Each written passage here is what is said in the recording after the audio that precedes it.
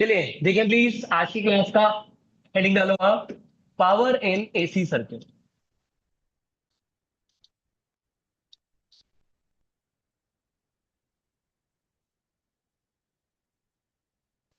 Heading डाल दो power in AC circuit.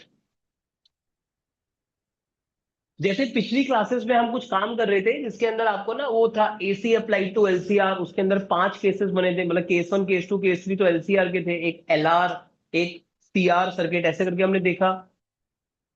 लेकिन सबकी प्रोसेस ऑलमोस्ट सेम था। फेजर डायग्राम बनाओ, ट्रायंगल निकालो, पाइथागोरस थ्योरम लगाओ, tan फाइ, कुछ कुछ याद आ रहा होगा पिछली क्लासेस में। तुमने की तो बहुत सारी डेरिवेशंस है लास्ट 2 क्लासेस में, लेकिन सब इंटरलिंक्ड थी कहीं ना कहीं आपस में, सब एक दूसरे पे डिपेंडेंट थी।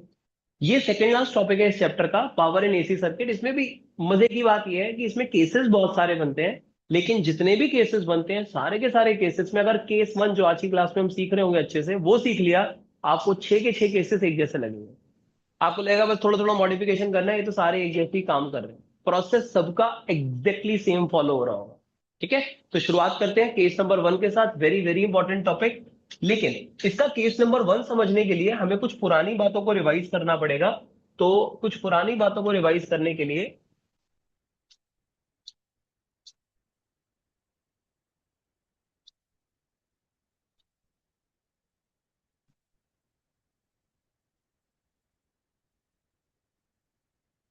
रिवीजन पेज है, ये वाले पेज को लिखने की जरूरत नहीं है, जस्ट देख लो आप। क्या इस पर्टिकुलर पेज पे जो एक्सप्रेशंस आपको लिखे हुए नजर आ रहे हैं कुछ याद आता है? ये एक्सप्रेशन हमने डिराइव भी कर रखे हैं, आप सबको होमवर्क भी दिया हुआ था इससे रिलेटेड कि इसको प्रूव कर कर हमें आना होता है ना। 3 हमने क्लास में किए थे, 3 आपको दिए थे करने के लिए। तो ये जो 6 एक्सप्रेशन थे, एक तो इनका अब से यूज होना शुरू हो जाएगा, आज की क्लास में भी यूज होगा, नेक्स्ट क्लास में भी यूज कर रहे होंगे हम। ये 6 के 6 cases are very important cases, ठीक है, एक तो इनका ध्यान रखना होगा हमें। लेकिन इन 6 केसेस में से लेट से पहले 2 का अगर मैं बात करूं, वैसे कोई भी 2 ले सकता था मैं, लेट से अगर हम फर्स्ट 2 के बारे में बात करें तो हमने ना कुछ नाम अटैच किया था इनके साथ, वो भी देख लेते हैं। वो नाम क्या था? वो नाम था ये कि अगर लेट से मैंने ये और ये वाला 2 केस पहले के उठा लिए, इसमें से अगर हम एलएचएस को देखें, एलएचएस को, तो एलएचएस आपको ये नजर आएगा 1/t 0 to t sin omega T dt। तो एलएचएस ये नजर आ रहा है 1/t 0 to t sin omega T dt। अगर हम सिर्फ एलएचएस को ध्यान दें तो इस एलएचएस का हमने कुछ नाम रखा था। नाम हमने रखा था average value of sine omega T. जिस चीज का इंटीग्रेशन हो रहा होता है नाम में भी वो चीज आ जाती है, तो इस एक्सप्रेशन को ऐसा भी बोला जाता है, average value of sine omega T. और इस पूरे एक्सप्रेशन को इतना बड़ा कौन लिखे, अगर आप उस सोच में हो तो ऐसा भी लिख सकते हो शॉर्ट में। जिस चीज का आप इंटीग्रेशन कर रहे थे वो चीज लिखो और एंगुलर ब्रैकेट्स लगा दो, इसको एंगुलर ब्रैकेट्स कहते थे। तो इस एक्सप्रेशन को लिखने का ये भी एक तरीका होता है, वो भी एक तरीका। सेम कहानी लेट्स से हम सेकंड एक्सप्रेशन के ऊपर अगर अप्लाई करें, तो अगर कभी ऐसा लिखा हुआ मिल गया तो इसका मतलब क्या पढ़ोगे आप इसको? Average value of sine to omega T, इसका नाम होगा average value of sine to omega T. या फिर अगर हमें सिंबल की फॉर्म में शो करना होगा तो I think sign to omega T angular bracket. Same कहानी अब 2 के लिए हमने करी है, 6 के 6 के लिए की जा सकती है। क्या नाम होगा और क्या सिंबल लगेंगे वो सबके लिए आप काम कर सकते हो। बट अब एक इंपॉर्टेंट चीज जो आपको मैथमेटिकली पता होनी चाहिए वो मैं आपको यहां पे रिलेट कर देता हूं कि जब आपने इसको नाम क्या दिए, इतने पोर्शन को, इतने पोर्शन को average value of sine omega T, तो नाम जो दिया है ना इसका कुछ मैथमेटिकल सिग्निफिकेंस भी होता है। क्या सिग्निफिकेंस है वो थोड़ा सा कैच करना ताकि आपका थ्योरी बड़ा स्ट्रांग बनेगा। अगर आप साइन ओमेगा टी का ग्राफ बनाते हैं, I think sign omega T का ग्राफ आप सभी को अब आता है बनाना। क्या ये 0 से स्टार्ट होगा, ऐसा करके कुछ बनेगा ग्राफ? यस। क्या ये पैटर्न बार बार रिपीट करता है? तो जो पैटर्न रिपीट करता है उसको हम साइकिल कहते थे। ये एक साइकिल है, ये दूसरी साइकिल है, ऐसे और भी साइकिल्स बनती है। अगर मैं एक्स एक्सिस पे टाइम दिखा रहा हूं तो शायद इसको मैं 0 बोलूंगा। यहां पे मेरी साइकिल कंप्लीट हो रही है तो एक टाइम पीरियड कंप्लीट हो गया। अगर लेट्स से एक्स एक्सिस पे टाइम दिखा रहा हूं, 0 कैपिटल टी, ऐसे ही यहाँ पे 2 साइकिल कंप्लीट हो जाएंगे तो ट्वाइस ऑफ कैपिटल टी हो जाएगा। जब आप ये लिखते हो ना 1/t 0 to t sin omega T, तो इसकी डेरिवेशन तो आपको आती है कि इसका आंसर 0 निकल कर आएगा, दैट इज फाइन, डेरिवेशन आपको आती है। लेकिन अब इसका सिग्निफिकेंस थोड़ा सा मैं और रिलेट करना चाह रहा हूं आपको कि मैथ्स ये कहती है जब आप ऐसा कोई एक्सप्रेशन लिखते हो 1/t, तो आपने ये लिखा जो t, और यही चीज यहां पे भी आएगी, ये और ये सेम रखने होते हैं हमें। ये और ये अगर सेम है तो इसका मतलब ये होता है कि जिस चीज का आप इंटीग्रेशन कर रहे हो, इसका अगर आप ग्राफ प्लॉट करोगे और उस ग्राफ को इतने समय के लिए ऑब्जर्व करोगे, टी टाइम के लिए ऑब्जर्व करोगे, तो इसके पास जितनी पॉजिटिव वैल्यू थी उतनी ही नेगेटिव वैल्यू आ रही थी। तो इसका एवरेज वैल्यू, इस ग्राफ की average value capital T time के लिए, यह आंसर है। इसका जो नाम है वो एक्चुअल में इसका काम भी है। Average value of this function for one complete time period, one complete time period is zero, is zero. तो 1/t, 0 to t का मतलब जितना इसका पॉजिटिव पार्ट है उतना ही नेगेटिव पार्ट है, तो एवरेज तो जीरो ही आना चाहिए, जितना प्लस उतना माइनस हो रहा है यार, ये तो है ना। अब आपके कोर्स में ये जो एक्सप्रेशन है वो खाली पूरे एक टाइम पीरियड के एनालिसिस के हिसाब से रखा हुआ है कि यहां से यहां तक एनालाइज करना है। लेट्स से जस्ट आपकी थ्योरी को स्ट्रॉन्ग करने के लिए एक एक्स्ट्रा बात बताता हूं, उससे आपको इस चीजें समझ में आएंगी अपने कोर्स में जो है और बेहतर वे में। मान लो अगर मैं ऐसा कुछ लिख दूं जो कि हमारे कोर्स में नहीं है लेकिन थ्योरी स्ट्रांग हो जाएगी, एक बार सुनते हैं इस बात को।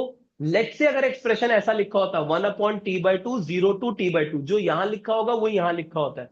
तो अकॉर्डिंग टू मैथ्स इस एक्सप्रेशन का मतलब ये होगा, अगर आप इतने एक्सप्रेशन को देखो, कि अब मैं इस चीज का अगर ग्राफ प्लॉट करूं और उस ग्राफ को कितनी देर के लिए देखूं, t/2 के लिए देखेंगे अब हम, तो आई थिंक इस पॉइंट का नाम होगा t/2। तो अगर आप सिर्फ इतनी देर के लिए देखोगे तो इतने पोर्शन की एवरेज वैल्यू मिल जाएगी आपको। क्या यहां से यहां तक t/2 टाइम के लिए क्या ये ग्राफ सिर्फ पॉजिटिव है? अगर ये ग्राफ पॉजिटिव की अलग अलग वैल्यू शो कर रहा होगा तो इसका कुछ ना कुछ एवरेज वैल्यू आएगा। अगर हम इस एक्सप्रेशन को सॉल्व करेंगे ना तो नॉन जीरो आंसर आता है। लेकिन अगर आप 0 to t के लिए सॉल्व करोगे ना उस एक्सप्रेशन को, 0 to t, तो आंसर जीरो आता है। ग्राफ के थ्रू इसकी कहानी को लिंक करने की कोशिश कर रहे हैं कि इस एक्सप्रेशन का एक्चुअल में क्या मीनिंग होता है। तो जब आप t/2 लिखते हो तो इतने पोर्शन की एवरेज वैल्यू मिल जाएगी। आप करनी नहीं है कोर्स में, बस पता होना चाहिए कि ये एक्सप्रेशन एक्चुअल में एवरेज वैल्यू ही कैरी करते हैं। तो सारी वैल्यू पॉजिटिव होंगी तो कुछ ना कुछ एवरेज वैल्यू आएगी या नहीं आएगी? आएगी। तो फिर नॉन जीरो आंसर आएगा अगर आप इसको सॉल्व करोगे। अपने कोर्स में क्या है उस पर वापस आ जाओ। अपने कोर्स में तो भाई ये एक्सप्रेशन है 1/t 0 to, तो इसका मतलब हम टी टाइम के लिए एनालाइज करेंगे तो जीरो आंसर। ठीक है, सेम कहानी इसके लिए चल जाएगी कि अगर मैं sin 2 ωt का ग्राफ बनाऊं और उसको भी पूरी एक कंप्लीट साइकिल के लिए ऑब्जर्व करूं तो एवरेज वैल्यू जीरो आती है। हमारे कोर्स में हम पूरी एक साइकिल के लिए एवरेज वैल्यूज को निकाल रहे होंगे, ठीक है। लेकिन ये एक्सप्रेशन, एक एवरेज वैल्यू निकालने का कोई भी सिंबल यहां यूज हो सकता है, t/2 t/2, t/4 t/4, t/8 t/8, या 5t 5t, मतलब 5 साइकिल का एवरेज निकाल रहे हो। तो बहुत बड़ी बात है, वो बहुत बड़ा एक्सप्रेशन है वो, उसका एक छोटा सा केस है आपके कोर्स में खाली। चल गई ये बात, पहुंच रही है आप तक? ठीक है, एवरेज वैल्यूज को कैसे ग्राफ के साथ मैं रिलेट कर रहा था। ठीक, चलो ये बात हमने जो दिमाग में रखी, अपने कोर्स में जब ये बात और रिलेटेबल लगेगी अभी आज की क्लास में, जो कोई पॉइंट आएगा तो और अच्छे से आप लिख भी पाओगे कि इसका क्या सेंस था। अब यहां पे हमारे पास, ये तो आपने नाम देना सीख लिया, ये भी सीख लिया। अब एक चीज और काम करनी है। मेन हेडिंग तो आप ये डाल चुके हो, पावर इन एसी सर्किट। इसके अंदर आप सबसे पहले लिखो एक नोट,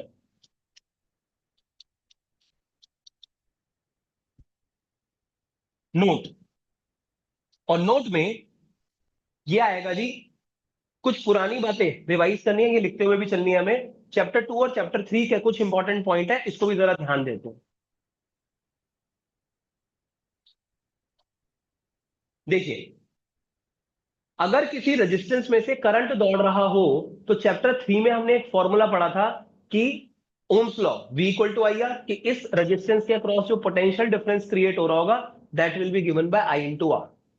लेकिन I और R का जो प्रोडक्ट है पोटेंशियल डिफरेंस, इसकी SI यूनिट क्या होती है? सर कुछ दिख तो रहा है लिखा हुआ, आप अपना सोचो आंसर, ये मत देखो।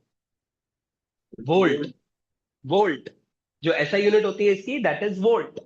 अब चलते हैं चैप्टर 2 पे। जब पहली बार पोटेंशियल डिफरेंस नाम आपके कोर्स में आता है तो आपको इस वोल्ट की हिस्ट्री बताई गई थी कि रियलिटी में शुरुआत में वोल्ट, इसकी जो एसआई यूनिट बनी थी वो बनी थी जूल पर कूलम।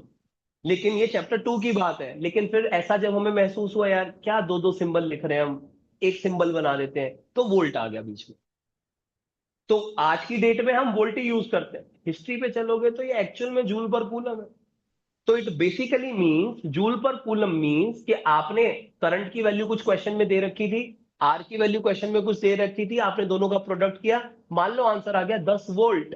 लेकिन 10 वोल्ट को पढ़ो आप आज की क्लास के लिए, अभी के लिए 10 जूल पर कूलम। हिस्ट्री पे चलते हैं, जूल पर कूलम बोलते हैं। तो 10 जूल पर कूलम, इट बेसिकली मींस अगर 1 कूलम का चार्ज इस रेजिस्टेंस में से जाएगा, करंट दौड़ रहा है तो चार्जेस का फ्लो हो रहा है, तो इंफॉर्मेशन ये मिलती है वी से, अगर 1 कूलम का चार्ज रेजिस्टेंस में से जाएगा तो आपको 10 जूल की एनर्जी लगानी पड़ेगी। 10 वोल्ट का मतलब 10 जूल पर कूलम। 1 कूलम को रेजिस्टेंस से चलाने के लिए 10 जूल की एनर्जी लगानी पड़ेगी। रेजिस्टेंस एक ऐसा मटेरियल होता है जिसमें से जब चार्ज चलता है तो कोलाइड करते हुए चलता है। ये मटेरियल का स्ट्रक्चर ऐसा होगा कि इसमें कोलिजन होते हैं एटम्स के साथ। तो रेजिस्टेंस में 1 कूलम के चार्ज को चलाने के लिए आपको कुछ एनर्जी लगवानी पड़ेगी। वो कितनी एनर्जी लगानी पड़ेगी, दैट इज वोल्ट। 1 कूलम को कितनी एनर्जी चाहिए चलने के लिए, ठीक है। अब एक फॉर्मूला चैप्टर 3 में हम पावर का भी पढ़ते थे, V इंटू आई। क्या V का तो हम जूल पर कूलम थी ऐसा यूनिट। करंट का फॉर्मूला चैप्टर 3 में याद करो तो dq/dt, थोड़ा थोड़ा याद आ रहा हो तो dq/dt। dq/dt मतलब कूलम पर सेकंड, dq के लिए कूलम, dt के लिए सेकंड। कूलम से कूलम कट जाएगा तो जूल पर सेकंड बच जाएगा। इसकी इंफॉर्मेशन आप खुद बनाओ, ये ऐसा यूनिट क्या इंफॉर्मेशन देना चाह रही है। जूल पर सेकंड, एक एक सेकंड में कितनी एनर्जी लगानी पड़ेगी करंट को दुड़वाने के लिए थ्रू दिस आर। ये 1 सेकंड की लगाई गई एनर्जी है कि जिस सर्किट को हम देख रहे हैं, आपने पावर का कुछ आंसर आ गया, मान लो आंसर आ गया 20 जूल पर सेकंड। इट मींस 1 सेकंड के लिए अगर मैं इस रेजिस्टेंस को देखूंगा तो 20 जूल की एनर्जी खर्च हो रही होगी मेरी। चलेगा। तो देखा जाए तो पोटेंशियल डिफरेंस और पावर दोनों ही एनर्जी की इंफॉर्मेशन देते हैं। बस वो कूलम के लिए देता है कि 1 कूलम के लिए कितनी एनर्जी चाहिए, और पावर टाइम के लिए देता है 1 सेकंड के लिए कितनी एनर्जी चाहिए। चलेगा, ये क्लैरिटी आती है कि किस वे में ये चीजें डिफाइंड है। तो पोटेंशियल डिफरेंस और पावर इस वे में डिफाइन किया था। ये पढ़ते हम 2-3 में भी हैं, लेकिन ये जितनी बारी बातें रिपीट होती हैं उतनी बारी बच्चा स्ट्रांग होता चला जाता है। ठीक है। तो यहां पर V और P की इंफॉर्मेशन लिख लो जल्दी से, ये फिगर बनाओ और V और P की इंफॉर्मेशन लिख डालो क्या क्या होती है।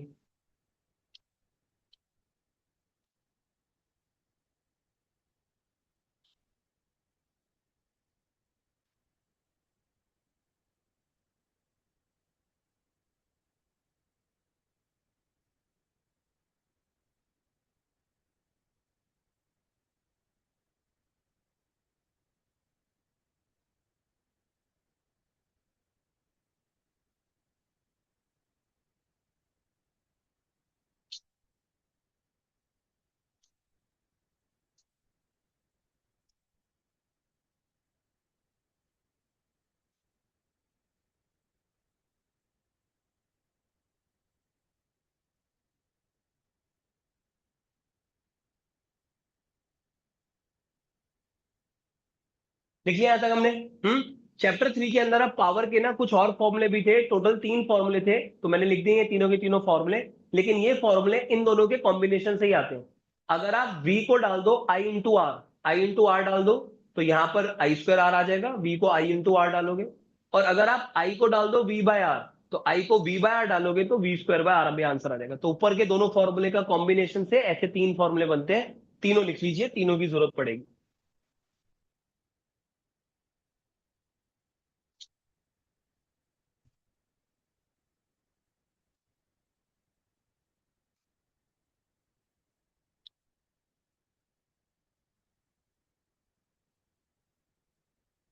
चलिए, पावर इन एसी सर्किट ये हमारा मेन टॉपिक है।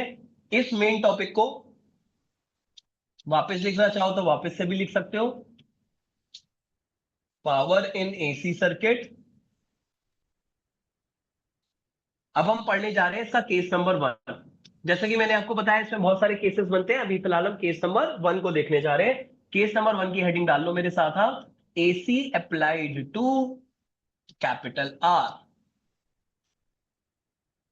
एसी अप्लाइड का क्या मीनिंग होता था, क्या अप्लाई करने जा रहे हैं हम। एसी अप्लाई मतलब एसी जनरेटर अप्लाई करने जा रहे हैं, और एसी जनरेटर आप अप्लाई किसको कर रहे हो? आर को, रजिस्टर को। तो यहां पर आई थिंक फिगर कुछ ऐसी बननी चाहिए। क्या एसी जनरेटर का सिंबल ये है? अप्लाई किया है आर को, तो अगर टॉपिक का फिगर बनाओगे तो इस टॉपिक के लिए फिगर कुछ ऐसी दिखेगी। क्या जो potential difference AC generator generate करता है, शायद वो फॉर्मूला ऐसा दिखता है, V equal to V M sine omega T. Yes, potential difference समय के साथ चेंज हो रहा होता है, टाइम पे डिपेंडेंट है। तो याद करो पिछली क्लासेस में भी ऐसा काम कर रहे थे। अगर पोटेंशियल डिफरेंस समय पे डिपेंडेंट है तो सर्किट के अंदर जो करंट पैदा होगा वो भी समय पे डिपेंड कर रहा होगा। अगर करंट भी समय पे डिपेंड कर रहा होगा तो एसी अप्लाइड टू आर के लिए करंट का एक्सप्रेशन ऑलरेडी हम डिराइव कर चुके हैं। चेक कीजिए क्या आता था, अगर याद है तो बोल सकते हो। I is equal to I M sine omega T. तो एसी अप्लाइड टू आर का एनालिसिस एक बारी पहले भी हो चुका है, जिसमें करंट का एक्सप्रेशन ऑलरेडी हमने निकाल लिया। आज तो पावर रिलेटेड कुछ बात कर रहे हैं। तो करंट का एक्सप्रेशन ये आता था, और इस एक्सप्रेशन में आई एम की वैल्यू याद है क्या होती थी? आई एम होता था वीएम अपॉन जेड। नहीं, जेड तो एलसीआर सर्किट में यूज होता है। जब एक से ज्यादा एलिमेंट्स होते हैं सर्किट में तब जेड वेड आता है, सिंगल एलिमेंट के लिए नहीं था जेड। नहीं तो चेक करो, ये फिगर आपने पहले भी बनाई हुई है। AC applied to R, current के फॉर्मूले में आई एम होता है वी एम बाय आर होता है। तो this is V M by R. तो आई एम का फॉर्मूला जो हमारे पास निकल कर आता है वो निकल कर आता है V M by R. V M by R, क्योंकि इस सर्किट में खाली एक ही जना नजर आ रहा है, एसी जनरेटर आपने खाली एक चीज के सामने लगाया है, रेजिस्टेंस के सामने। इस टॉपिक को प्योरली रेजिस्टिव सर्किट भी कहते हैं। ये भी लिख लीजिए नाम,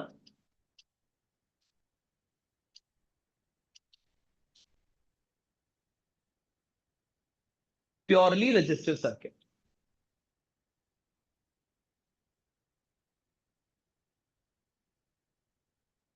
तो इस रजिस्टर को कितना पोटेंशियल डिफरेंस हमने अप्लाई किया? V। कितना करंट इसमें से जा रहा है? सिंबल दिया हुआ है I।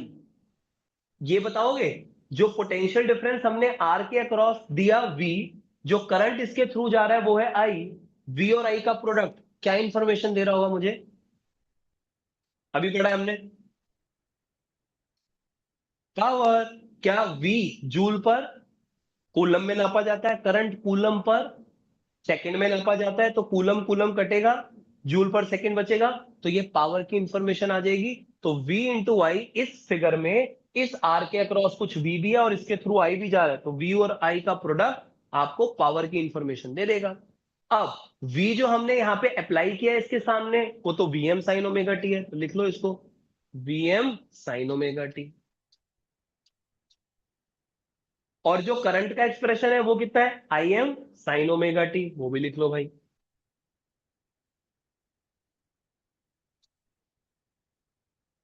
V की जगह Vm sign omega T, I की जगह Im साइन ओमेगा टी। यही एक्सप्रेशन चल रहे हैं वोल्टेज और करंट के in this figure.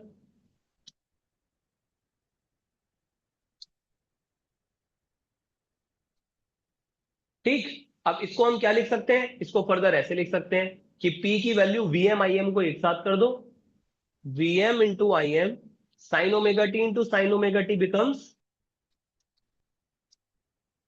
Sine square omega T. चलेगा?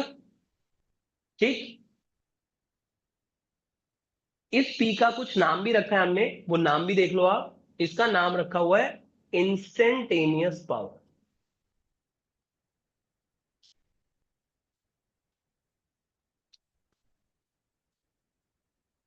जनरली एक ट्रेंड बता देता हूं आपको, फिजिक्स में जब भी कोई चीज समय पे डिपेंड करती हुई नजर आएगी ना, तो जनरली उसके नाम में इंस्टेंटेनियस वर्ड यूज हो जाता है।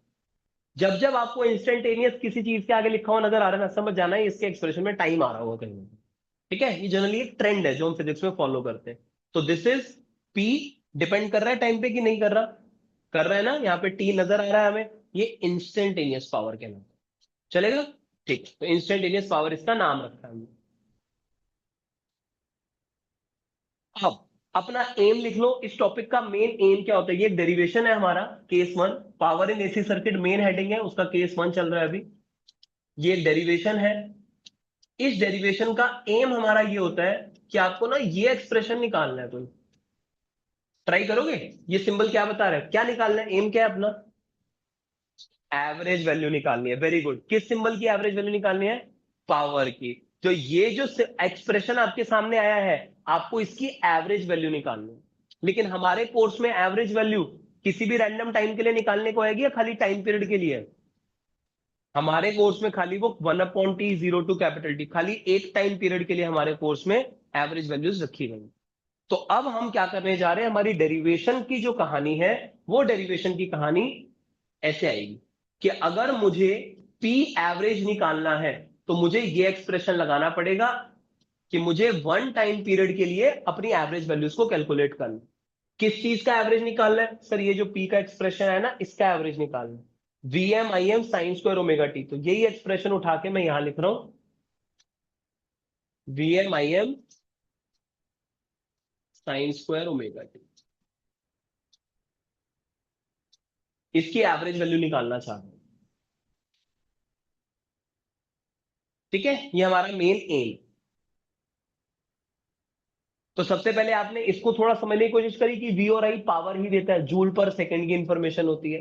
और फिर आपने इस फिगर के लिए वी और आई की वैल्यू लगाई तो ये आंसर आया। लेकिन इसकी एवरेज वैल्यू क्या आएगी अगर एक कंप्लीट साइकिल के लिए हम एनालिसिस करें, वो कुछ एम है इस टॉपिक का। तो अब हम इसका टी टाइम के लिए एवरेज वैल्यू निकालने जा रहे हैं। जब आप एवरेज वैल्यू निकालोगे तो इंटीग्रेशन आ गया। इंटीग्रेशन के रूल होते हैं, जो चीजें कांस्टेंट है उसको इंटीग्रेशन से बाहर ले लेते हैं। तो ले लो ना बाहर, क्या ये हो जाएगा, VMIM बाहर आ गया। क्या बचेगा? और 1/t 0 to T। आगे बताओगे क्या बचेगा? Sine square omega T dt। बचेगा क्या? यही बचेगा ना। VMIM बाहर आ गया तो ये बच रहा होगा। क्या इतना पोर्शन आपको कुछ देखा दिखाया ऐसा नहीं लग रहा है यार? ये कुछ याद आता है? क्या था ये?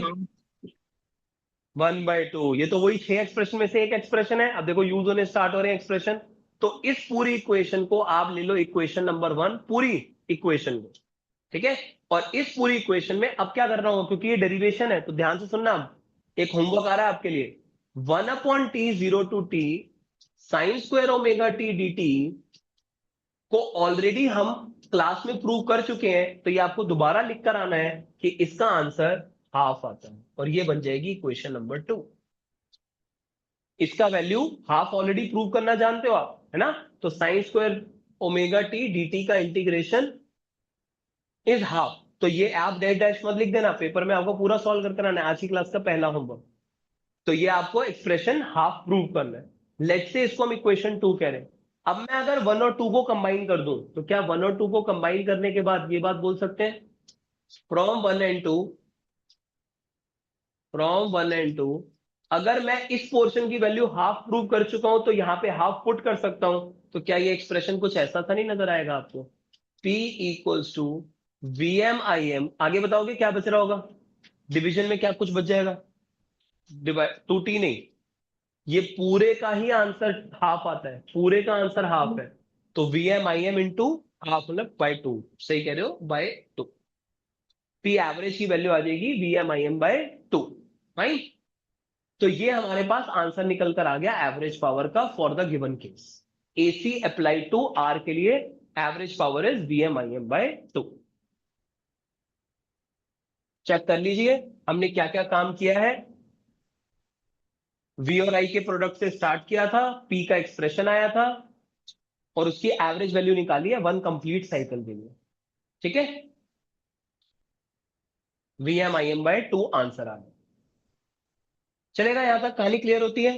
फाइन। ये मैथमेटिकली आंसर हमारा यहां तक पहुंच चुका है। अब क्या किया गया, जो ये आंसर निकल कर आया, इस आंसर के अंदर कुछ मॉडिफिकेशंस किए गए हैं। वो मॉडिफिकेशन आपको प्रॉपर वे में समझ में आएंगे कि वो मॉडिफिकेशंस क्या चल रहे हैं, लेकिन वो क्यों हो रहे हैं। प्लीज अब थोड़ी देर के लिए वो शांत रखना, उस क्वेश्चन को अपने मन में। 10-15 मिनट बाद उस टॉपिक पर आता हूं कि क्यों ये मॉडिफिकेशंस किए गए।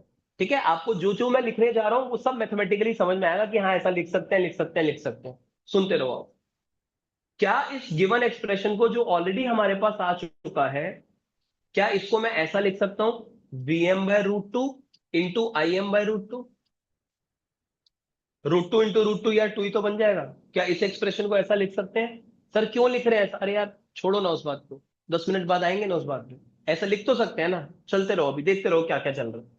Vm Im/2 को Vm/√2 इंटू Im/√2 लिख सकते हैं, यस लिख सकते हैं। अगर ऐसा लिख सकते हैं तो क्या इसको ऐसा लिख सकते हैं, P average is equal to,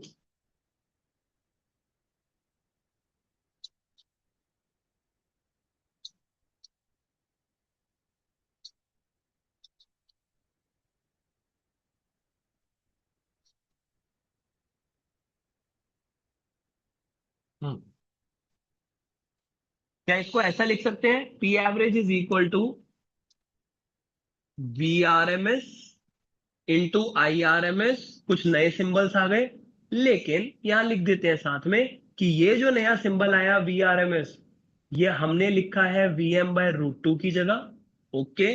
और IRMS जो सिंबल आया, ये हमने किसकी जगह लिखा होगा, ये सिंबल Im/√2 की जगह, ओके। ठीक है जी।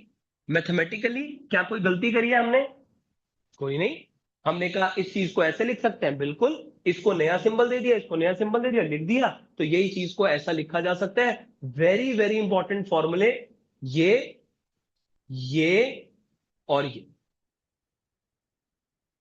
ये सब क्यों मॉडिफिकेशन करी है, रुक जाए अभी देखते हैं उसको, लेकिन पहले इतना लिख लो आप। चलेगा ना, लिख तो सकते हैं ना ऐसा।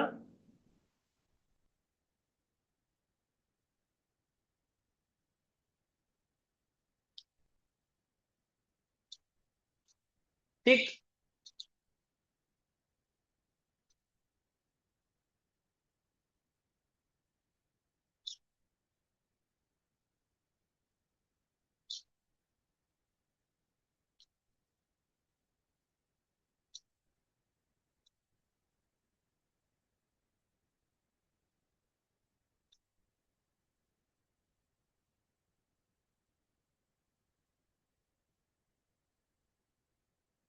हो गया, आता काम कंप्लीट, यस।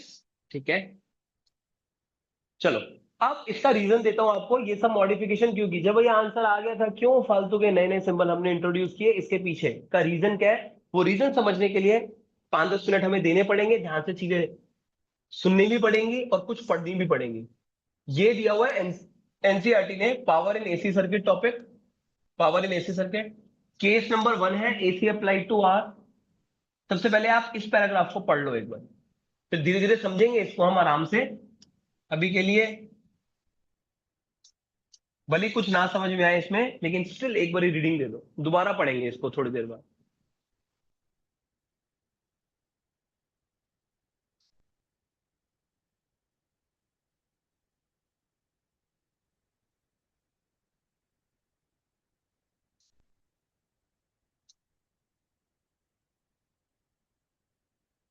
बस एक बार रीडिंग लगानी है, बार बार मत पढ़ना, अगर नहीं भी समझ में आया फर्स्ट टाइम में तो।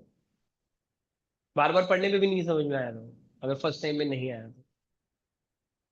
ठीक है, तो इस, लेकिन आएगा थोड़ी देर में जरूर आ जाएगा, अगर अभी नहीं आया तो ये कुछ लिखा है एनसीईआरटी ने, जहां पे पहली बार उन्होंने रूट मीन स्क्वायर को, आरएमएस की कोई फुल फॉर्म है रूट मीन स्क्वायर, वो इंट्रोड्यूस किया है। चलो शुरुआत करते हैं, कहानी को ध्यान से सुनते हैं। यहां पे लिखो, वी आर एम एस का नाम लिखो।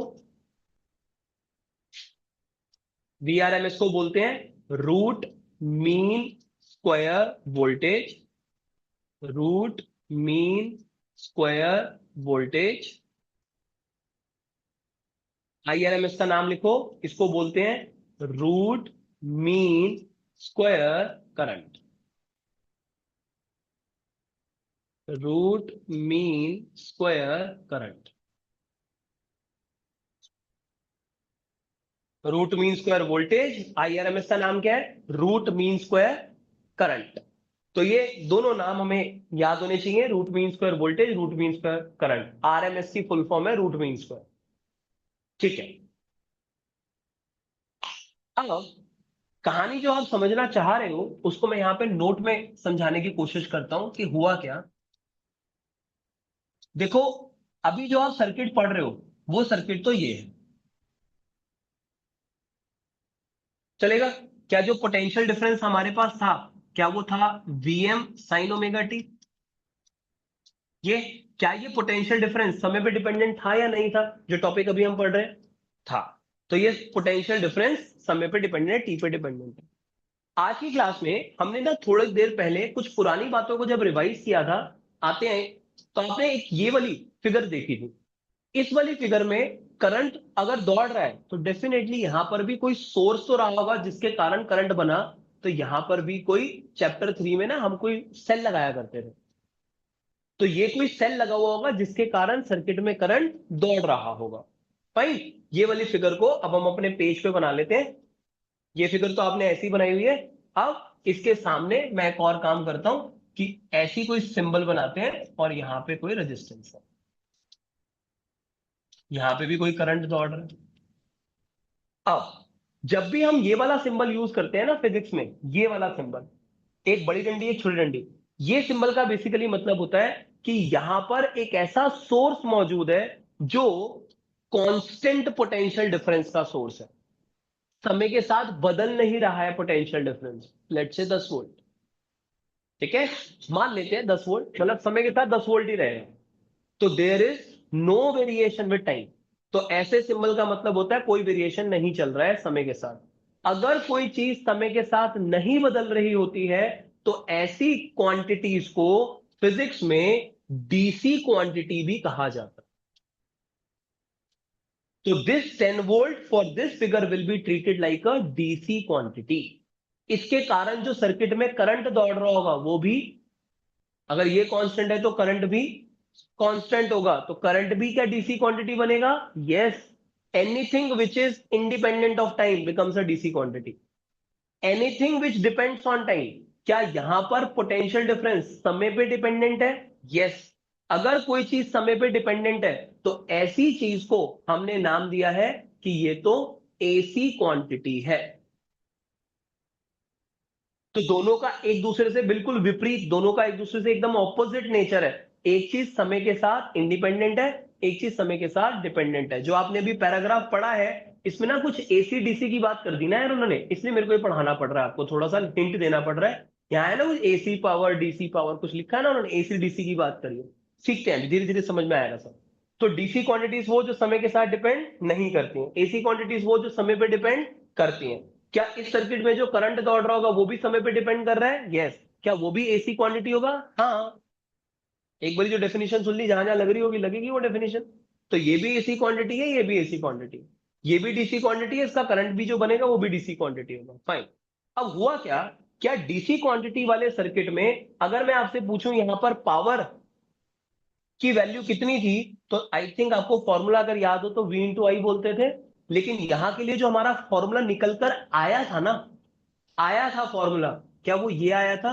Vm Im बाय, याद है कुछ? 2। Very good. एवरेज पावर का आंसर जो निकल कर आया था वो आया था Vm Im बाय 2।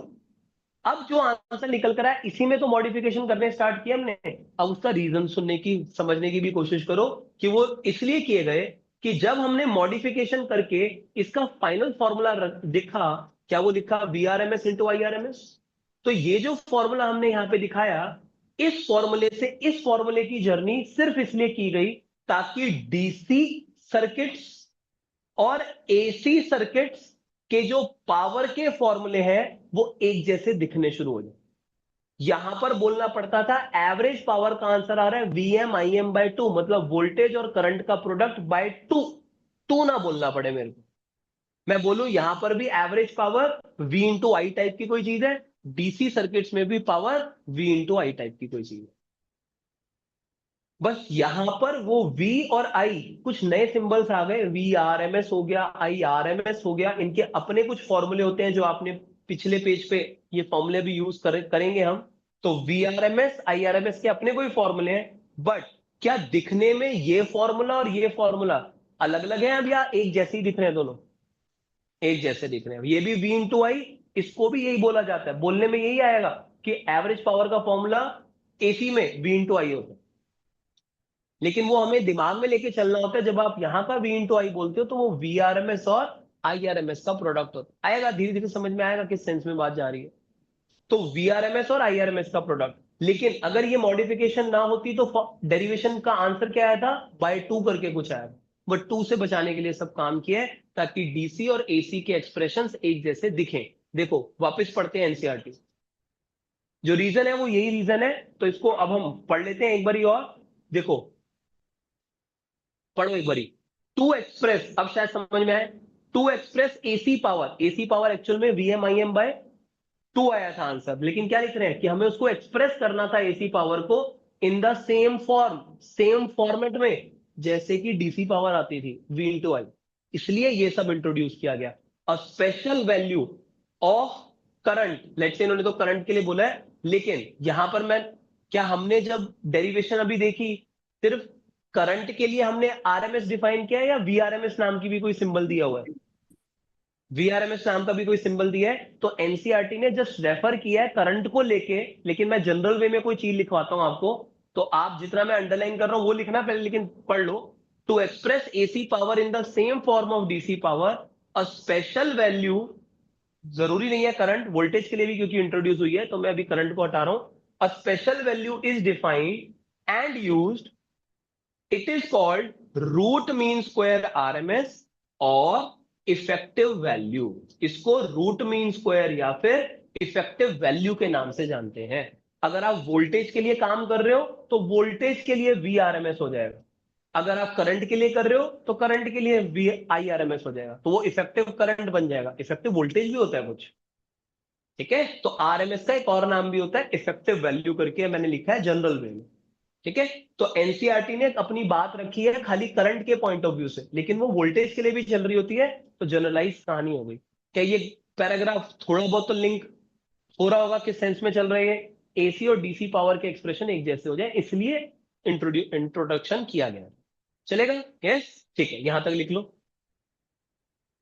ये पॉइंट लिख लो। उसके बाद जो मैंने पीछे का लिखा हुआ है, अगर उसमें से कुछ लिखना चाहो तो लिख लेना, मैं भी वो भी दिखा दूंगा, क्योंकि मिट जाएगा जैसे मैं पेज हटाऊंगा। एक नाम और होता है आरएमएस का, ये तो बहुत ही अनकॉमन नाम है, वर्चुअल वैल्यू। लिख, लेकिन आप जरूर लो अपनी कॉपी में, तीन नाम होते हैं इसको।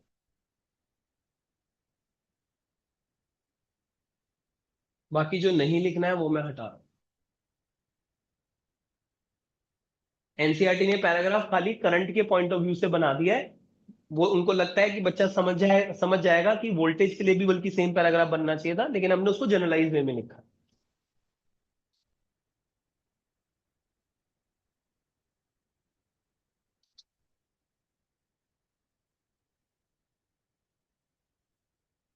चलेगा? यस।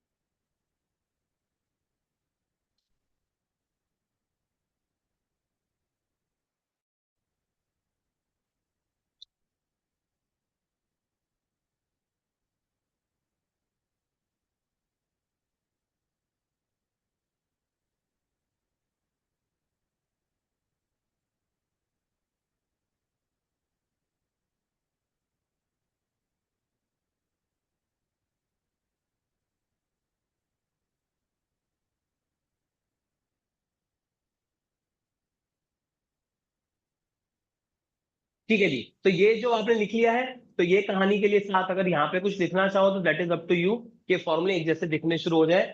ये सब कुछ इससे रिलेट हो रहा था जो जो आपने अभी लिखा है, ठीक है। अब मैं लेकिन आगे बढ़ता हूं, अभी इसके साथ नोट में एक और चीज लिखनी है मेरे को, तो इसको मैं थोड़ा छोटा कर रहा हूं, अगर आपको लिखना हो इसमें से कुछ भी तो आप लिख सकते हो। मेन पॉइंट तो वो पैराग्राफ समझना था।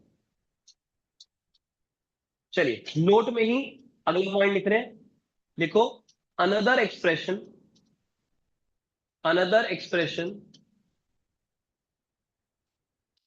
of P average when AC applied to R। जो केस नंबर 1 चल रहा है वो यही था, AC applied to R। इसके लिए P एवरेज के कुछ और एक्सप्रेशंस भी हैं जो आपको याद रखने पड़ेंगे, ठीक है, उनको भी देख लेते हैं। चलो फिनिश करते हैं इसको भी। क्या AC अप्लाइड टू R में करंट की मैक्सिमम वैल्यू याद है कितनी आती थी? AC अप्लाइड टू R में इस करंट की मैक्सिमम वैल्यू का फॉर्मूला क्या था? VM बाय, ये तो आज की क्लास में लिखा है अभी, VM बाय, सभी को याद होता है, वी एम बाय आर आता है, तो ये आता है V M by R. Current की मैक्सिमम वैल्यू होता है Vm/R। अगर करंट की मैक्सिमम वैल्यू ये है तो अब इस पे अगेन ये पूरे टॉपिक के अंदर अगेन मैथ्स मैथ्स थोड़ी सी यूज होगी, तो आपको सब समझ में आ जाएगी, इजी मैथ्स ही है। हमने कहा अगर हम दोनों तरफ √2 से डिवाइड कर दें, कर दो दोनों तरफ √2 से डिवाइड, तो ऊपर वाले एक्सप्रेशन को आप ऐसे भी लिख सकते हो, दो तरफ √2 से डिवाइड कर दिया। लेकिन √2 से डिवाइड करने के बाद क्या इतना पोर्शन किसी चीज की याद दिला रहा है हमें? Im/√2 क्या होता है? ये तो IRMS नाम का सिंबल डिफाइन किया था। क्या यहाँ Vm/√2 नजर आ रहा है? ये भी VRMS नाम का सिंबल डिफाइन किया था। तो इसका अगला एक्सप्रेशन क्या लिखा जा सकता है? IRMS is equal to VRMS divided by R। तो AC अप्लाइड टू R में IM का फॉर्मूला ये था, लेकिन अगर हम थोड़ी मैथ्स लगाएं तो ऐसा फॉर्मूला भी कोई बन सकता है। AC अप्लाइड टू R में हमारा फॉर्मूला ये ऑलरेडी प्रूव हो चुका था P एवरेज का। अब हमने क्या काम किया? हमने बोला कि ये जो फॉर्मूला हमने पढ़ा है VRMS इंटू IRMS, ये तो फॉर्मूला एक्चुअल में डिराइव हुआ है, डेरिवेशन तो इसी का हुआ था, बट इसी सर्किट के लिए एसी अप्लाइड टू आर के लिए आईआरएमएस को वीआरएमएस बाय आर भी लिखा जा सकता है। ये वैल्यू अगर मैं आईआरएमएस की डाल दूं वीआरएमएस बाय आर, तो ये फॉर्मूला आपको ऐसा भी दिखना शुरू हो जाएगा, VRMS² बाय आर। और ये वाले फॉर्मूले में वीआरएमएस की वैल्यू हो जाएगी, आर को इधर भेज दो, तो वीआरएमएस को क्या लिख सकते हो? IRMS into R. अगर मैं वीआरएमएस की वैल्यू डाल दूं आईआरएमएस इंटू आर, डालो यहां आईआरएमएस इंटू आर, तो ये फॉर्मूला ऐसा दिखना शुरू हो जाएगा। कैसा? IRMS² into R. तो ये टोटल 3 फॉर्मूले बन रहे हैं हमारे। एक मिनट, मजे की बात देखो, पहले वो सीख लो आप क्या है। क्या हमने ये जो इंट्रोडक्शन करी ना इस सिंबल की, IRMS VRMS की, इससे मजे की बात ये हुई कि एवरेज पावर के AC सप्लाई चल रही है, समय के साथ चेंज हो रही है पोटेंशियल डिफरेंस, लेकिन जो एवरेज पावर का आंसर आ रहा है, क्या ये तीनों आंसर कुछ कुछ वैसे नहीं लग रहे जो DC सर्किट में भी काम आते थे? यार आपने लिखे थे ना 3 फॉर्मूले, V इंटू आई, और क्या लिखा था? I²R, और क्या लिखा था? V²/R। क्या ये तीनों फॉर्मूले और यहाँ के तीनों फॉर्मूले एक जैसे नहीं दिखने शुरू हो गए? ये मन है साइंटिस्ट लोगों का कि अलग अलग फॉर्मूले ना रटने पड़े, दिखने में फॉर्मूले एक जैसे आ जाए। बस जब आप AC सर्किट की बात कर रहे हो, तो जहां जहां V और I आता था DC में, वहां वहां VRMS या फिर I आ रहा था तो IRMS से रिप्लेस कर देना। वो अपने मन में रखो कि RMS है, लेकिन पैटर्न तो वही चल रहा है ना, ये मेन एम है। AC और DC के फॉर्मूले एक जैसे दिखने शुरू हो गए RMS के इंट्रोडक्शन से। चलेगा? आ रहा है समझ में ये बात? चलेगा, ठीक है। लिख लिए ये सारे फॉर्मूले भी? चलो नोट में अगला पॉइंट, अगले पेज पे लेके चल रहा हूं आपको। नोट में नेक्स्ट पॉइंट, एक पॉइंट और है जो बड़ा ध्यान से आपको समझना है, सुनना है। वो है ये वेरी इंपॉर्टेंट डेफिनेशन, यहां से यहां तक।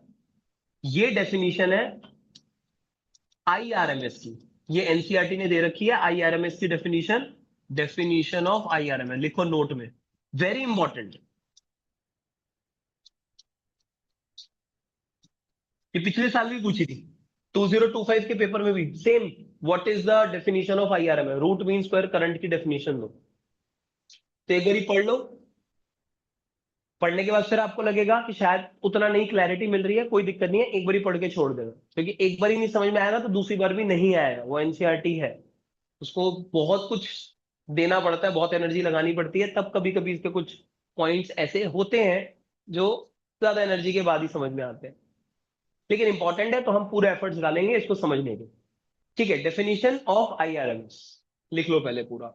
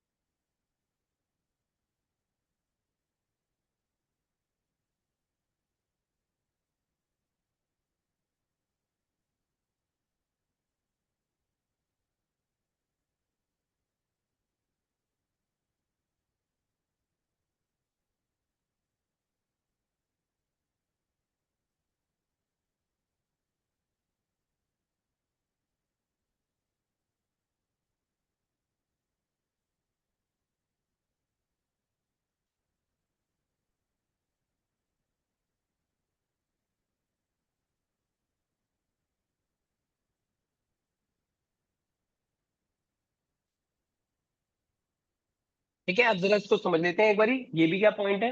यहां पे वो बोल रहे हैं, इस कहानी को समझने के लिए एक बारी के लिए मैं आपको कुछ चीजें एक्स्ट्रा बनाता हूं, चाहो तो आप भी मेरे साथ बना सकते हो। ये डीसी अप्लाइड टू आर है, एसी अप्लाइड टू आर है। एसी, यहाँ पे कोई ऐसी चीज है जो समय के साथ चेंज हो रही होगी, है ना। यहाँ का पोटेंशियल डिफरेंस का expression VM sign omega T. Current भी जो पैदा होगा वो भी वेरिएबल नेचर का पैदा होगा। करंट का फॉर्मूला क्या था, I M sine omega T. इस फॉर्मूले में I M sine omega T चलेगा, फाइन।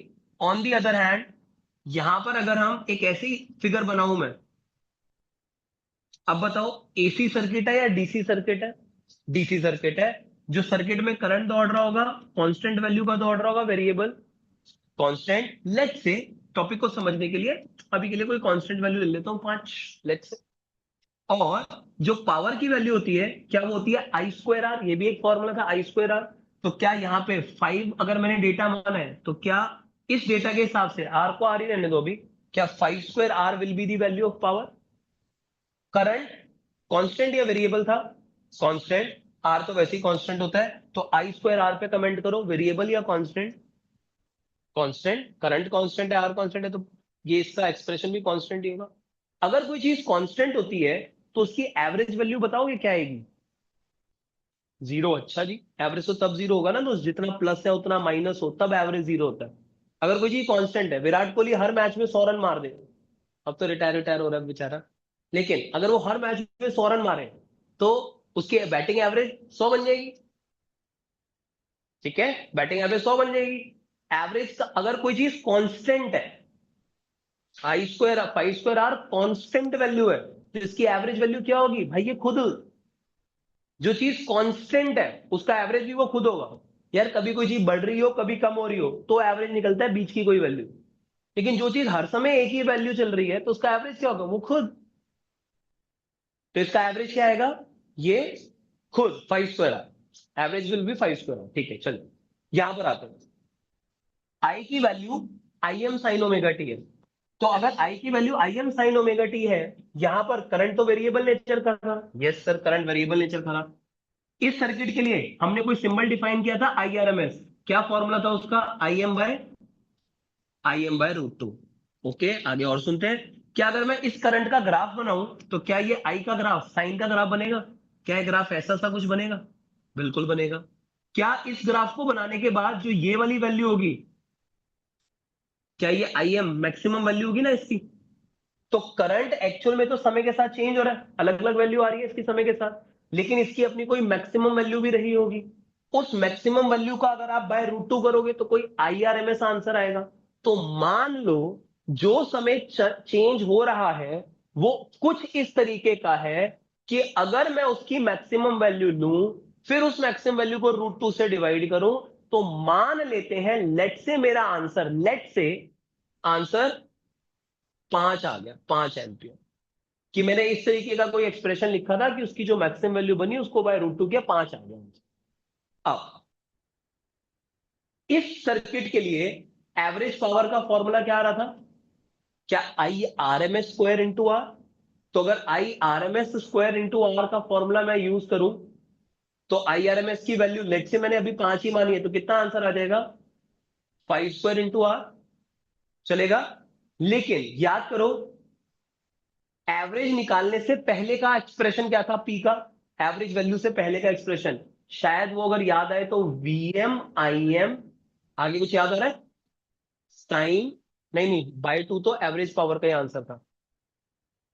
चेक करो अपनी कॉपी में, चेक करो बिना एरो ब्रैकेट्स के, इंस्टेंटेनियस पावर का expression, VM I M sine square omega T. तभी समझ में आएंगी बातें जब आप एफर्ट्स डालोगे इसमें, क्योंकि ये थोड़ा सा ध्यान से सुनने वाला पॉइंट है। तो हमारे पास जब हमने एसी सर्किट को एनालाइज किया, तो जब हमने पावर निकाला, क्या पावर समय पे डिपेंडेंट है, यस। एसी सर्किट में पावर समय पे डिपेंडेंट था, हाँ। एवरेज वैल्यू ये आ रही है, लेकिन पावर अलग अलग टाइम पे अलग अलग वैल्यू होगी, वो इस एक्सप्रेशन से आएगी। क्या यहां पर हर समय पे वैल्यू ये आ रही होगी डीसी सर्किट में, और एवरेज भी यही आ रहा होगा, ये तो हर समय पे सेम वैल्यू है। क्या यहां पर पावर हर समय पे सेम वैल्यू है, हर समय पे अलग अलग वैल्यू आएगी, अलग अलग वैल्यू आएगी, लेकिन एवरेज पावर ये आंसर है। अब सुनो वो क्या कह रहा है, अब ये डेफिनेशन थोड़ी बहुत समझ में आएगी। ये क्लिक करने की बात है, एक दो बारी रिपीट करूंगा, शायद आपको क्लिक हो जाए। तो हो सकता है जल्दी क्लिक हो जाए किसी को, हो सकता है किसी को सेकंड टाइम पे हो, ट्राई करते हैं। वो ये कह रहे हैं RMS current is the equivalent DC current. अगर आरएमएस करंट किसी सर्किट का निकला 5, लेट से कुछ भी आपने सॉल्व करके ये एक्सप्रेशंस का आईएम आया, आईएम का बाय रूट 2 किया, मान लो 5 आ गया। वो कह रहे हैं इतना ही करंट डीसी सर्किट में भी जुड़वा दो। जितना आईआरएमएस निकल कर आ गया ना वेरिएबल का, उतना ही एक बार डीसी में भी जुड़वा दो। 5 है ना, 5 जुड़वा दो। अगर आपने इतनी ही वैल्यू का करंट डीसी सर्किट में जुड़वा दिया, इक्विवेलेंट करंट डीसी सर्किट में जुड़वा दिया, देन क्या मिलेगा आपको? देन वो कह रहे हैं that would produce the same average power. कि अब अगर आपने इतनी वैल्यू का ही डीसी में भी सर्किट में करंट जुड़वा दिया, तो अब इन दोनों सर्किट की एवरेज पावर मैच कर जाएंगी। इसकी एवरेज पावर कितनी है सर? IRMS स्क्वायर है, 5 स्क्वायर है। इसकी एवरेज कितनी होगी सर? हर समय पे भी ये थी, एवरेज भी यही आएगी। इसकी हर समय पे वैल्यू अलग अलग थी, एवरेज मैच कर रही है दोनों की, हर इंस्टेंट की पावर नहीं मैच कर रही। एवरेज वैल्यूज मैच कर जाएंगी अगर आप जितना एसी सर्किट का IRMS है उतना ही इक्विवेलेंट वैल्यू का करंट डीसी में जुड़वा दो। तो इन दोनों सर्किट्स के कौन सी पावर मैच कर जाती है? एवरेज पावर की वैल्यू मैच कर जाती है। शायद अगर ये क्लिक करने की बात है, अगर क्लिक कर गई बात तो समझ में आ जाएगा, नहीं तो डेफिनेशन यार रटनी ना पड़ जाए आपको, इसलिए मैं सब कुछ आपको डिटेल में बताने की कोशिश कर रहा हूं। चलेगा? गेन हो पा रहे?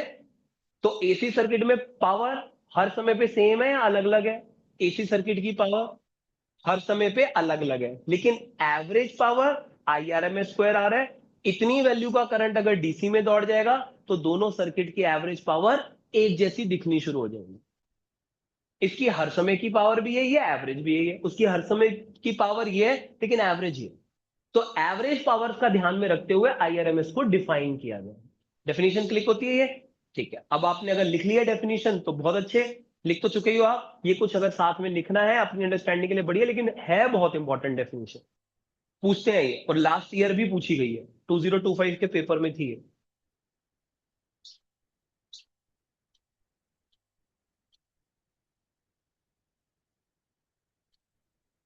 IRMS ये ना, RMS करंट, करंट बोल दिया ना उन्होंने, RMS करंट। तो ये IRMS को ही नाम दे दिया उन्होंने। रूट मीन स्क्वायर करंट था ना IRMS का नाम, तो रूट मीन स्क्वायर ना लिख के RMS लिख दिया, RMS का। एनसीईआरटी ने क्या घपलेबाजी करी है, ये आई ना थोड़ा इटैलिक में डाल दी है, उतना वो सिग्निफिकेंस उसका नजर नहीं आ रहा कि आरएमएस जो सिंबल्स होते हैं, जैसे हम तो पूरा लिखते हैं ना आई के साथ नीचे RMS सब्सक्रिप्ट में लिखते हैं, आई लिख के नीचे ये लिखते हैं RMS। एनसीईआरटी कहती है आप ऐसे भी लिख सकते हो, इटैलिक में लिख दो, दैट इज आर। लेकिन वो इटैलिक वाला वर्जन ना इतना बेहतर नहीं है समझने के लिए, इसलिए मैं उसको ज्यादा लिंक करता नहीं। RMS करंट यहां से पढ़ो, सर पावर लॉस वाला एक बार ये वापस लिखा है ना। समझाते हैं। अगर पावर वाली बात में एक बारी मैं और ट्राई करता हूँ, स्टिल ना समझ में आए, क्योंकि मेजोरिटी को मुझे लग रहा है शायद क्लिक कर गई है बात, नहीं समझ में आए तो क्लास के एंड में बात करते हैं, ताकि अभी का टाइम मेरे को कुछ और भी चीज को कवर कराना है। एक बारी और ट्राई कर लेता हूँ, ठीक है? क्योंकि क्लिक करने की बात है, हो सकता है इसी बारी कर दे। हमने एसी सर्किट को जब स्टडी किया, एसी सर्किट के अंदर करंट वेरिएबल नेचर का दौड़ रहा था, यस। इस करंट का ग्राफ बनाऊंगा तो ऐसा दौड़ेगा, यस। अगर वो करंट वेरिएबल नेचर का है तो इसकी कोई मैक्सिमम वैल्यू होगी, उस मैक्सिमम का बाय रूट 2 करोगे तो जाके IRMS आएगा। तो एसी सर्किट में बहुत कुछ होता है। IRMS निकालने के लिए पहले एक्सप्रेशन देखो, ग्राफ बनाओ, मैक्सिमम वैल्यू आएगी, मैक्सिमम वैल्यू का बाय रूट 2 करो, बाय रूट 2 करके IRMS आ जाएगा। अब IRMS अगर आ गया तो इस सर्किट की एवरेज पावर लॉस बन जाएगी ये फॉर्मूले से। अगर 5 आ रहा है आंसर तो 5 स्क्वायर आ।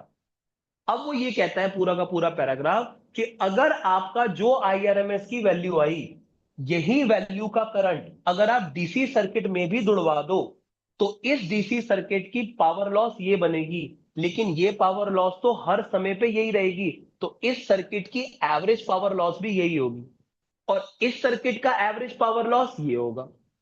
अगर आप इतनी वैल्यू का ही करंट जो इसका RMS आ रहा था, इतनी वैल्यू का करंट डीसी सर्किट में जुड़वा दो तो दोनों सर्किट के अंदर एवरेज पावर लॉस की वैल्यू मैच कर जाएगी। एवरेज पावर्स की वैल्यू दोनों सर्किट में मैच कर जाएगी, एसी और डीसी में। अगर जितना आरएमएस करंट एसी का आ रहा था उतनी वैल्यू का ही करंट डीसी में भी दौड़वा दो, दोनों की एवरेज पावर्स के आंसर मैच करते हुए पाए जाएंगे। इस वे में डेफिनेशन कोई रखी है उसकी। चेक करो, थोड़ी बहुत क्लिक हो रही है। Yes sir. हम्म, ठीक है। और स्टिल अगर किसी को प्रॉब्लम हो, क्लास के बाद फिर आराम से रुक के इसी पे बात कर लेंगे, ताकि शायद मैं आपको एक दो बारी और बता के शायद क्लिक हो जाए। वो क्लिक हो जाता है, सुन सुन के आइडिया लग जाता है, अच्छा हाँ ये पॉइंट था, वो स्ट्राइक कर जाता है एकदम से। ठीक है, कर गया है तो बहुत अच्छी बात है। फाइन, ताकि आप डेफिनेशन आप समझ के लिखोगे कि किस सेंस में वो डेफिनेशन बनी थी। एक पॉइंट हमें और कवर करना है, वो भी देखिए। अब इस पे एक क्वेश्चन है, वो क्वेश्चन पहले देख लो आप। 7.2 एनसीईआरटी का क्वेश्चन है, देखो एक बार क्या बोल रहा है वो क्वेश्चन में। Peak voltage of N AC supply 300 volt. तो क्या 300 वोल्ट पीक वोल्टेज समझ रहे हो? Maximum value. एसी सप्लाई मतलब वेरिएबल नेचर का होगा, वेरिएबल नेचर की वोल्टेज है, लेकिन मैक्सिमम वैल्यू 300। थोड़ा थोड़ा तो पल्ले पड़ रहा होगा। वेरिएबल सप्लाई है लेकिन मैक्सिमम उसका 300 है। क्या पूछा है उन्होंने? आरएमएस वोल्टेज बता दो। तो क्या आरएमएस वोल्टेज का एक्सप्रेशन हमने ये पढ़ा था, V R M S is given by VM by √2। ये तो वीएम बाय √2 डिफाइन हुआ है, सिंबल डिफाइन ही सेंस में हुआ था, वीएम बाय √2। तो अब आप क्या डालोगे वीएम की जगह पे? ये तो वैल्यू दे रखी है ना, 300, 300 बाय √2। अब इस चैप्टर के न्यूमेरिकल्स में क्योंकि फॉर्मूला ही ऐसा है इस सिंबल का जिसमें डिवीजन में √2 आ रहा है, तो √2 तो आपको देखने को मिलेगा, बार बार मिलेगा, फॉर्मूले का ही पार्ट है भाई। वो क्या करोगे, बच तो सकते नहीं उस फॉर्मूले से आप। तो √2 जब डिनोमिनेटर में आ रहा है तो पेपर में तो बहुत टाइम वेस्ट होगा। √2 की वैल्यू होती है 1.414, उससे डिवाइड करने बैठ गए फिर तो चला गया टाइम। तो बेहतर होगा, एक अच्छा बच्चा क्या करता है, 1/√2 की वैल्यू रट लेता है, और वो वैल्यू होती है 0.707। लिख लो इन बातों को।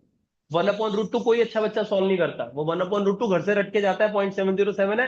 0.707 से मल्टीप्लाई करना आसान होगा, 1.414 से डिवाइड करना विल टेक टाइम। ठीक है, तो आप भी 0.707 से मल्टीप्लाई करके आंसर दिया करोगे। हो सकता है ये चीज सॉल्व। यस, ठीक है। तो वीआरएमएस निकालना था, ये निकल जाएगा। चलो सेकंड पार्ट करें इसका सॉल्व। ये बता दो, RMS value of current is इतना। अब ये वैल्यू कौन सी दी है? आरएमएस वैल्यू दी है किसकी, वोल्टेज की या करंट की? करंट की। और पूछा क्या उन्होंने, what is the peak current? Peak current बोले तो क्या पूछ रहे हैं, सिंबल बताओगे किस चीज का? आईएम पूछ रहे हैं। पीक करंट मतलब मैक्सिमम वैल्यू ऑफ करंट क्या रही होगी, एसी की जो वेरी कर रही थी, उसकी मैक्सिमम वैल्यू बताओ, आरएमएस इतना। तो यहां पे फॉर्मूला क्या चलना चाहिए? आई थिंक करंट की बात हो रही है, I R M S equal to I M by √2।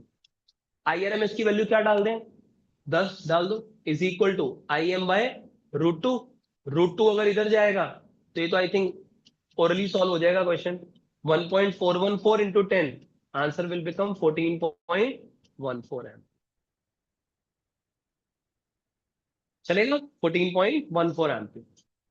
तो आई एम की वैल्यू ये निकल कर आ गई 14.14 एम्पीयर। चलेगा? Yes,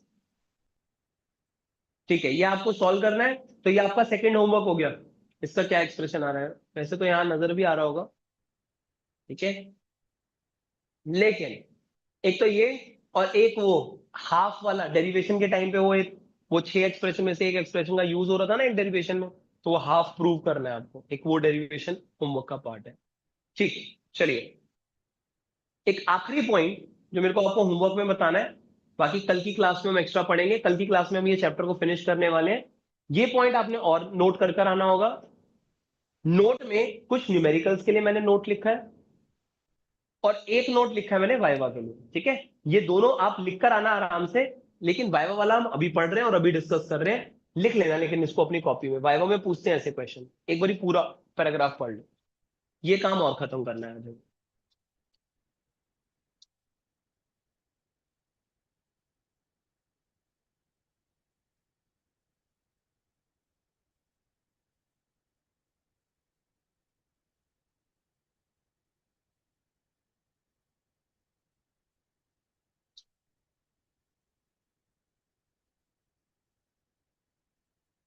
it is customary. Customary का क्या मतलब होता है? Very good, convention, tradition. मतलब it is not mandatory. Customary का मतलब होता है कि हम किसी चीज की प्रैक्टिस करते आ रहे हैं। हम कहते हैं भाई ये तो मेरे फैमिली के कस्टम्स है, मेरे फैमिली के एक तरीके से कह सकते हो आप ट्रेडिशन है, या मेरी फैमिली में ये चीजें ऐसे प्रैक्टिस की जाती हैं। तो इट इज नॉट मैंडेटरी कि सारी फैमिली वही काम कर रही हो, आपकी फैमिली का कस्टम है। तो कस्टमरी मतलब हमने कोई चीज मैंडेटरी नहीं करी है, बस चल रही, फॉलो हो रहा है। तो जो भी आगे चीज उन्होंने लिखी है, ये सब कुछ फॉलो बस किया जा रहा है। It is not a mandatory कि यही सब होना चाहिए था। ठीक है, तो कस्टमरी उस सेंस में it is not a mandatory thing. ठीक है, तो क्या वो बोल रहे हैं यहाँ पे कि ठीक है ऐसा ट्रेडिशन हम कोई फॉलो कर रहे हैं कि to measure and specify RMS values of AC quantities. AC quantity किसको कहते हैं? जो कांस्टेंट या समय के साथ चेंज हो रही हो, चेंज हो रही हो, ये तो समय के साथ चेंज होने वाली वैल्यू है। उनसे रिलेटेड उसने कोई कस्टम वाली बात करी है कि क्या ट्रेडिशन हम फॉलो करते हैं। चलो एग्जांपल पे आते हैं तो बात समझ में आएगी वो क्या बोलना चाह रहे हैं। वो कह रहा है for example the house hold line voltage. House hold का मतलब होता है हमारे घरों में जो सप्लाई आ रही है।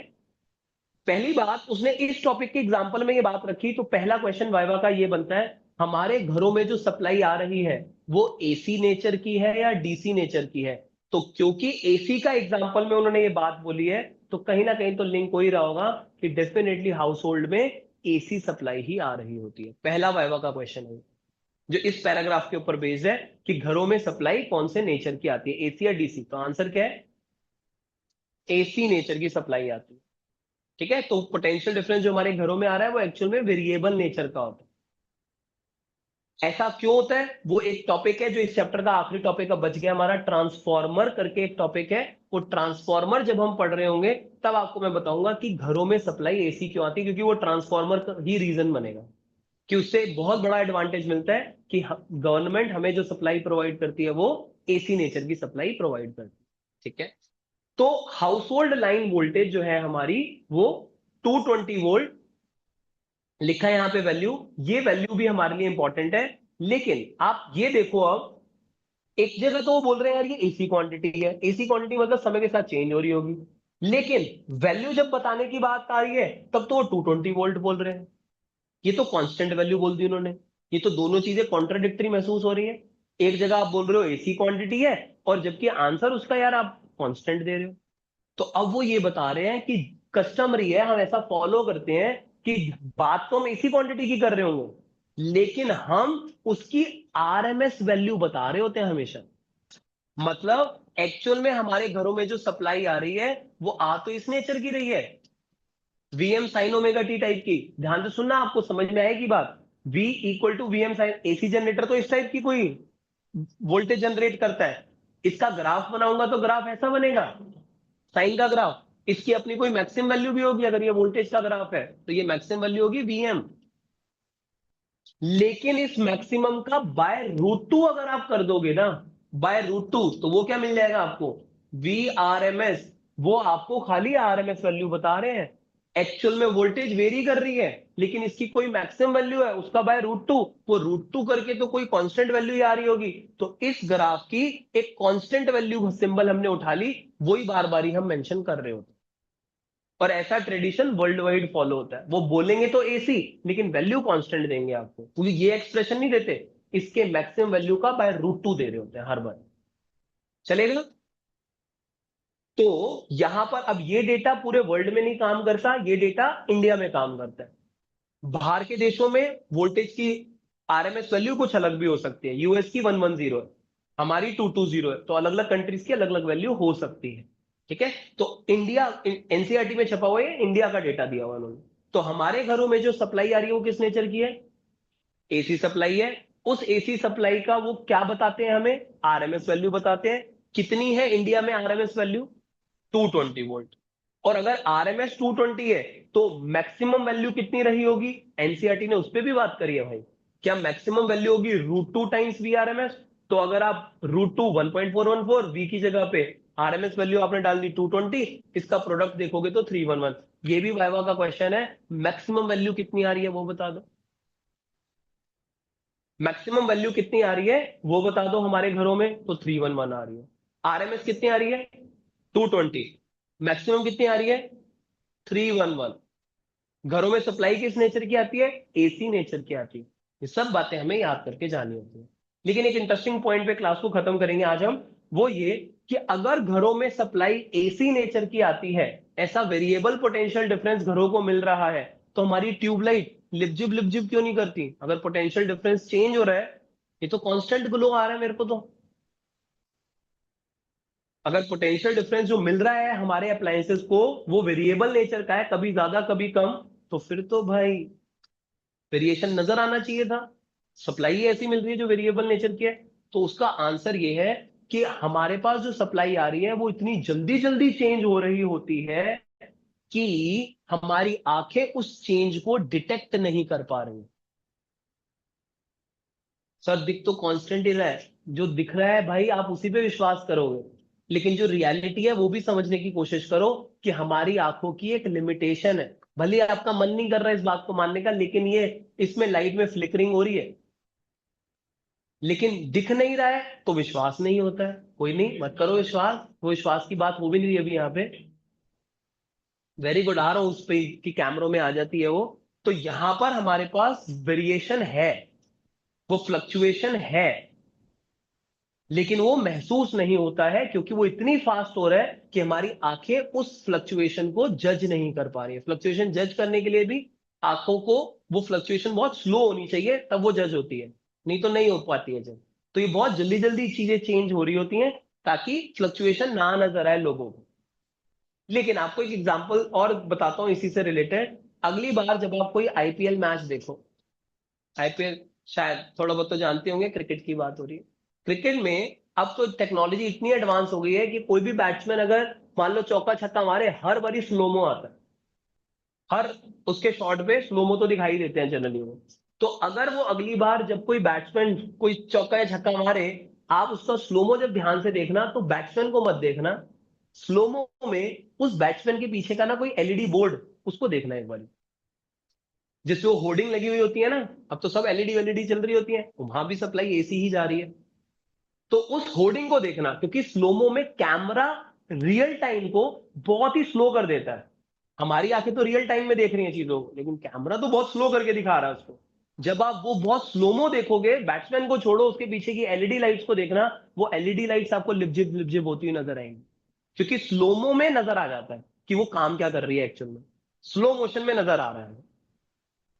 सर जब आप मैच देखते हो यही सब देख रहे होते हो, भाई मेरी नजर चली गई तो मैं क्या करूं? तो वो रिलेट होता है, वहां पे ऐसा हो रहा होता है। तो स्लोमो जब आपको नजर आए, it is all because of AC quantity कि वो लिपजिब नजर आए। लेकिन रियल टाइम में क्या होगा? रियल टाइम का व्यू देखोगे, जब वो नॉर्मल बैट्समैन प्ले कर रहा है, आपको वो होर्डिंग नॉर्मल ग्लो करता हुआ नजर आए, स्लोमो पकड़ लेता है। ठीक है, फाइन। तो हमारे घरों में सप्लाई कैसी है? एसी। आरएमएस वैल्यू हम शो करते हैं एसी की। आरएमएस हमारे इंडिया में कितनी आती है? 220 वोल्ट। मैक्सिमम वैल्यू कितनी आती है? 311। इतनी बातें हमें बतानी चाहिए, ये लिख कर आना होगा नेक्स्ट क्लास तक। नेक्स्ट क्लास में फिर मुलाकात करते हैं।